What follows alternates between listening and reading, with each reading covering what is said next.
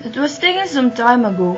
At first, it seems to be a smeared print, blurred lines and gray flecks, blended with the paper.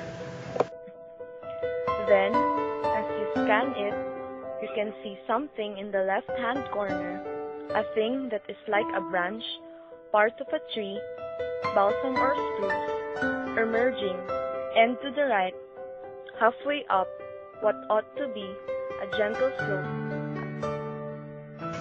In the background, there is a lake, and beyond that, some low hills. I am in the lake, in the center of the picture, just under the sea. It is difficult to say where precisely, or to say how large or how small I am. The effect of water on light is a display. But if you look long enough, eventually you will be able to see me.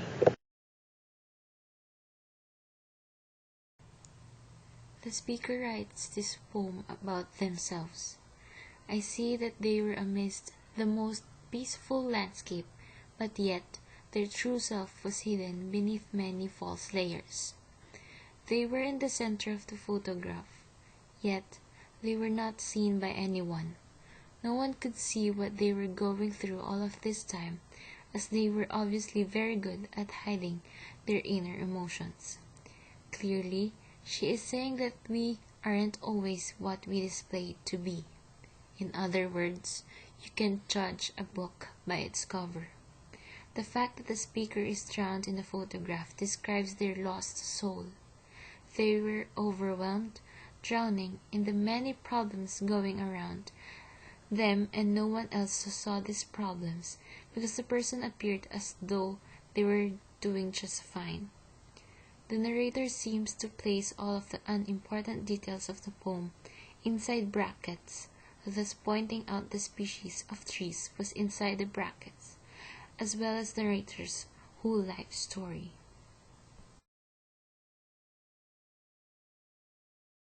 Where does the book come from? People have been thinking about that for a long time. How do you begin? How do you get into it?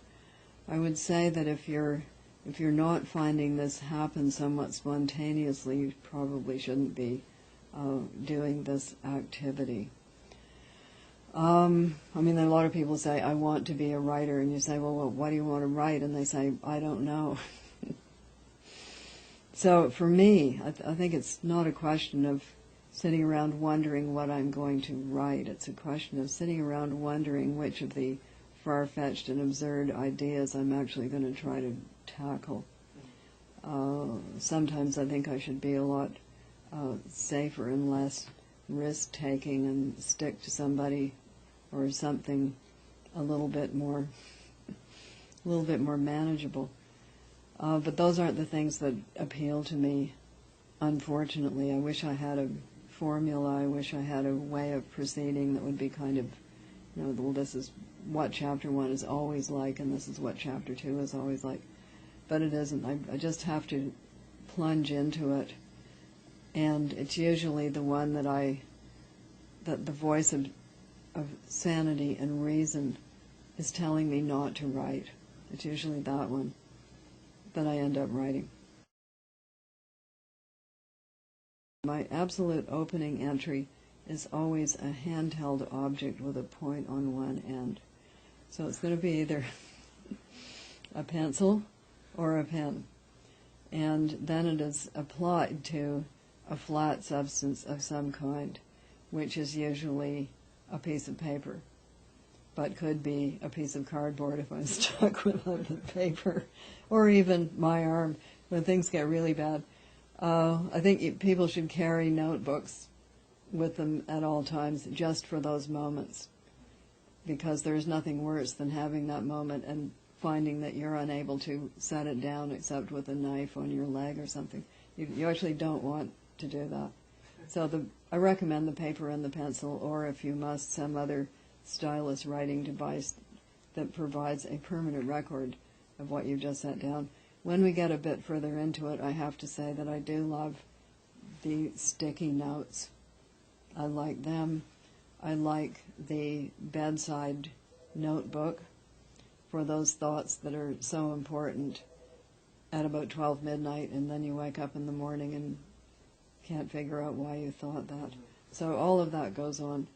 And then, do you know what a rolling barrage is? A rolling barrage comes from World War I, and it's when you run forward and then crouch down, and your side fires over your head. Then you stand up, run forward, and your side fires over your head again. If you get the timing wrong, of course, it's unfortunate. So I start typing on a computer now. Computers were very helpful for me because I was always a bad typist and a bad speller. I start typing up my handwritten text while I'm still writing it at the back. So the rolling barrage of typing goes on while the writing creeps forward along the ground, if you will. First of all, there is no normal time that it takes me to write a novel. It very much depends on the length of the novel and how well or badly it's going. And some of them have taken quite a long time because I have started off on the wrong foot. I've gotten quite far down the path and realized that I have to change everything. Go back to the beginning, start again, and that can happen several times. So that, of course, takes up time.